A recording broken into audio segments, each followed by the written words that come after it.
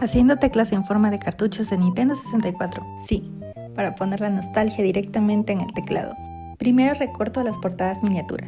Esto requiere más precisión que hacer un salto largo en Mario. Ahora toca pegarlas.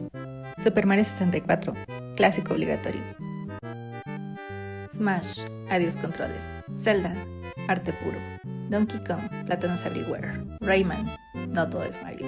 Un poco de spray protector para que no se despeguen. Y así quedan. Dime cuál más debería hacer.